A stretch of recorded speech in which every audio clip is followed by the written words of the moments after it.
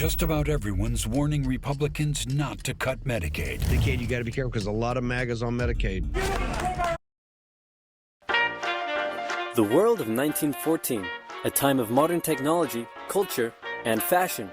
Truly the height of civilization. Let's have a war. Everyone knew a big war was coming. France wanted some stuff back that Germany had taken from it. Germany wanted to take more of everyone's stuff, and they were building a big sexy navy that was making the British uncomfortable. These two empires thought they were really cool, but lots of different people who lived there didn't think it was so cool. And some of them had even been declaring independence with help from Russia. Everyone was talking about each other behind each other's backs. Throw in the fact that military technology had come a long way since the last major war, and suddenly everyone was pretty eager to beat each other up. In this area of Austria-Hungary lived some Serbs and Bosnians who hated living in Austria-Hungary. So the Austro-Hungarian Archduke Franz Ferdinand goes there for a nice drive in an open-top car with his car's route published in advance. And that went just about as well as you'd expect.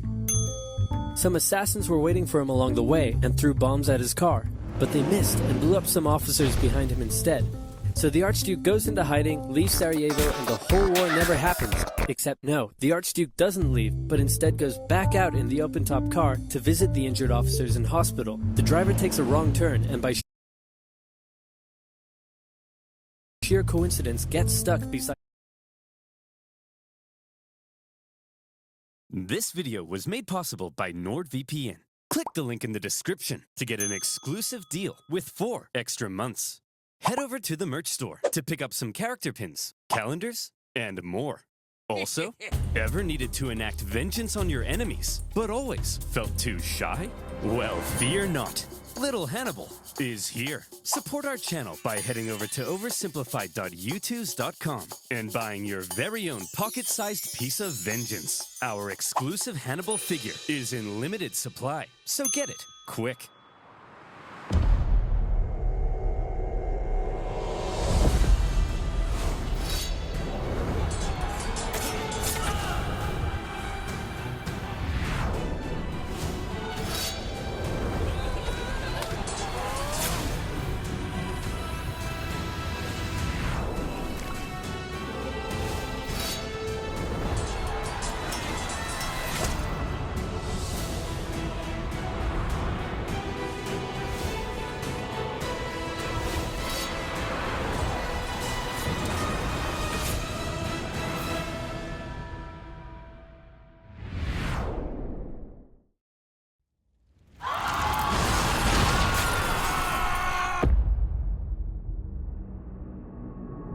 How do you solve a problem like Hannibal? In a crisis such as this, the Romans often turn to religion. What's going on? Are the gods mad at us? The gods must be mad at us! But why? Why? No, why? 2 of the Vestal Virgins broke their sacred oath and lost their virginity. That's why Hannibal's kicking our ass. What should we do with them? Appease the gods! Bury them alive! Who did they even boink? It was those guys! Huh? What should we do with them? Beat them to death! Needless to say, the Romans were freaking out. Okay, now that that's out of our system, let's go find a real solution. The real solution, first of all, involved raising a new army. Remember, at Cannae, Hannibal had wiped out the biggest army Rome had ever fielded. Possibly 20% of Rome's military-aged men. Rome needed to replace those losses, and fast, before Hannibal arrived at their gates. But where would those replacements come from? Rome had a few ideas. Quick! Lower the age of conscription! You! Put down those Digimons! You're a soldier now! Enlist all these slaves with the promise of freedom! And equip them with all these religious weapons and armor! Anything we've got! All right, men. You are Rome's last line of defense. Man the walls!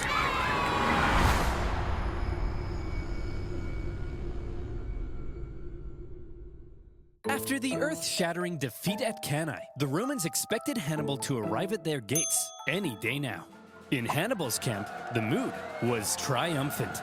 We did it! We won! So when do we march on Rome? Today? I'm free in 10 minutes. Whoa, slow down.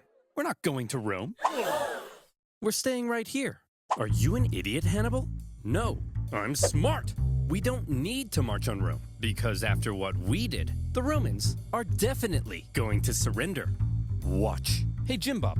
Yes, sir? Go to Rome and discuss peace terms. Yes, sir. Hey, I'm here to discuss peace terms. Piss off! They told me to piss off! What? They didn't surrender? No! And they were mean! Hannibal was learning that Rome had an unprecedented attitude towards surrender. Even when Hannibal offered to ransom thousands of prisoners back to Rome, a pretty common practice in ancient warfare, the Romans refused, opting to let their own men be sold into slavery rather than paying a penny to the enemy. It was clear that in order to defeat Rome, you had to annihilate them. If any Roman man was still standing, you hadn't yet won. But still, Hannibal decided not to march on Rome, and it was a controversial decision. Even one of his own commanders famously told him, "Hannibal, you know how to win a battle, but you do not know how to win a war." From Hannibal's perspective, perhaps he knew his army was designed to survive behind enemy lines and sow chaos. It may not have been well equipped to undertake a risky siege of one of the most fortified cities on Earth. Plus, with many of the southern cities defecting to his side after Cannae, Hannibal likely thought things were going pretty well, as is. We'll stay the course. Okay, so the Romans didn't surrender after 3 major defeats. But surely they'll surrender after 4. Here's how to never have to worry about money after a car accident. Listen, if you have been in a car accident in the past year, even as a passenger, you could be owed a significant cash payout. Insurance companies do not want you to know this and don't want you to find out what your accident is truly worth, so they can send you a low offer, hoping you accept it just to be done with the hassle. Within a few clicks, you could find out what your accident could actually. Unfortunately for Hannibal, however, after Cannae, the Romans well and truly learnt their lesson. Well, would you look at that? Remind me, who was it that said Hannibal was too dangerous to fight? You. And who said we shouldn't fight him directly? You. And who tried to fight him directly? Us. And what happened? We lost 20% of our military-aged men. That's right. So tell me, when Hannibal approaches, what do? We run away. I'm a genius. Clap for me. After Cannae, Fabius Maximus kind of became the unofficial leader of Rome. Even if others were elected consul, his influence was unparalleled, and Rome quickly reverted to the Fabian strategy of avoiding Hannibal. They knew they couldn't defeat him, so instead, they hoped they could at least contain him.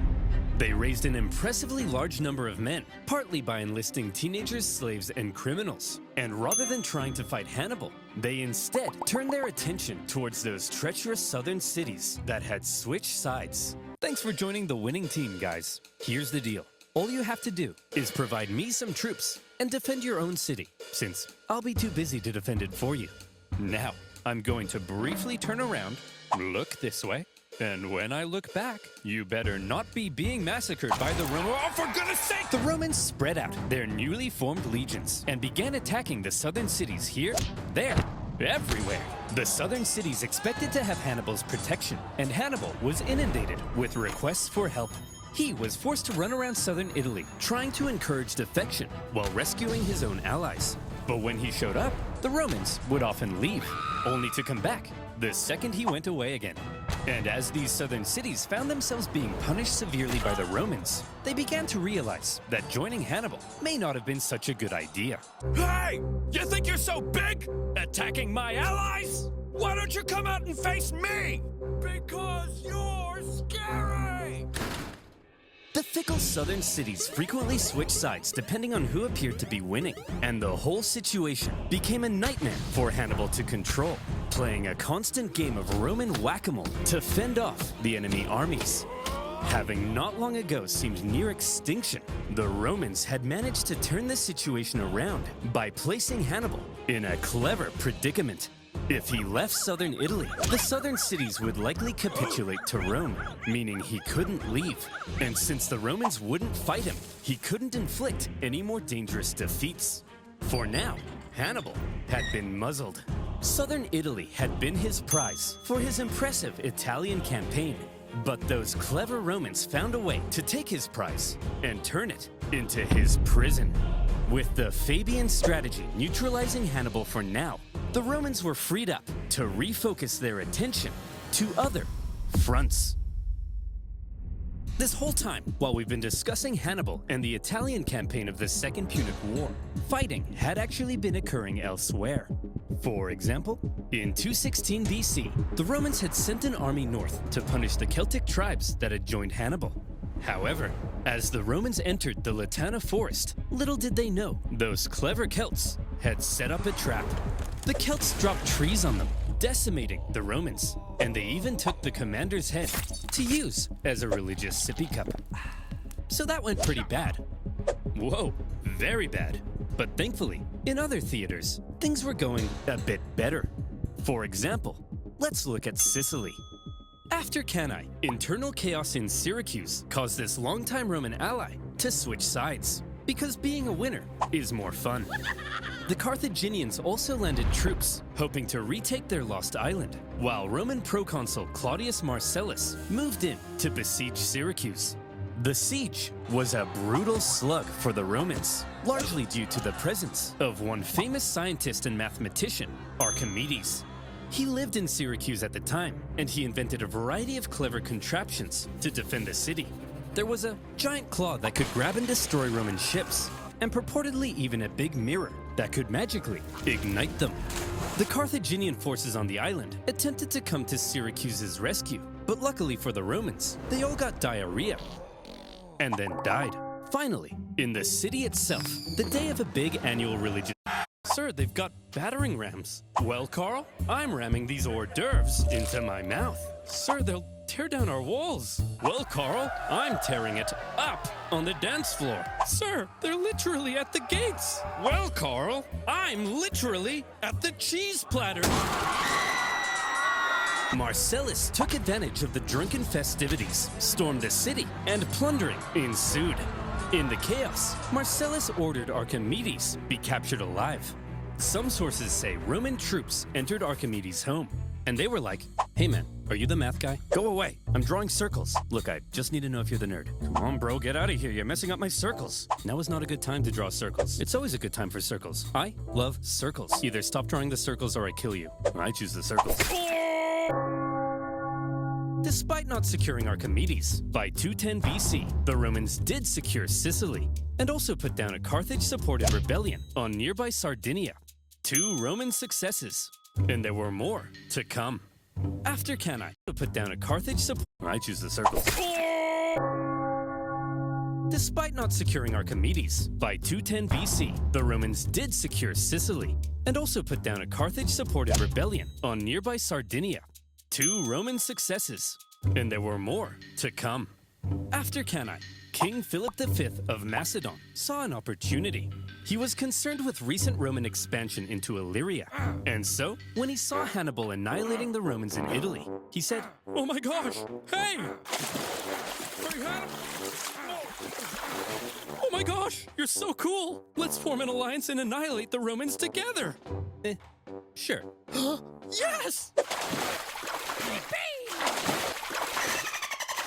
Hannibal hoped to secure Philip's help in fighting Rome, but a Roman army was sent to the region, stirred up Philip's other Greek opponents, and essentially kept Philip bogged down in Greece for the entire duration of the war. Another kind of Roman success. But the main front Rome was hoping to push Carthage back in was Spain. The riches of Spain made it one of Carthage's most valuable possessions, and the Romans were eager to weaken it. Remember way back at the start of the war, the consul Scipio was supposed to go to Spain, but ended up rushing back to Italy when he realized Hannibal was crossing the Alps.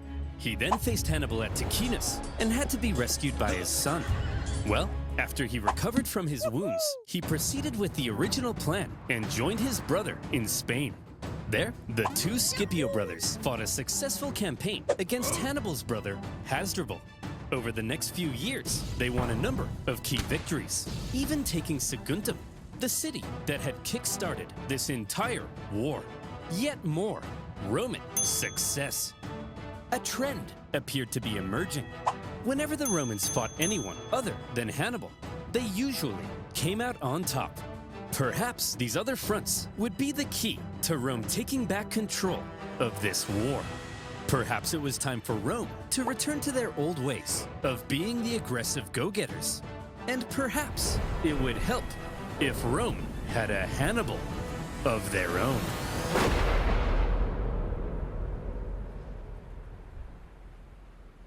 Scipio the Younger was the son of Publius Scipio, currently fighting in Spain. This made him a member of one of Rome's most prestigious families. Not much is known of his childhood, although there is one story of how he was getting hot and heavy with a young lady, only to have his dad barge in and drag him out wearing nothing but a cloak. This story was written by a Roman poet to make Scipio look bad, but by modern standards has ended up making him look pretty rad. My guess is if Rome had a high school football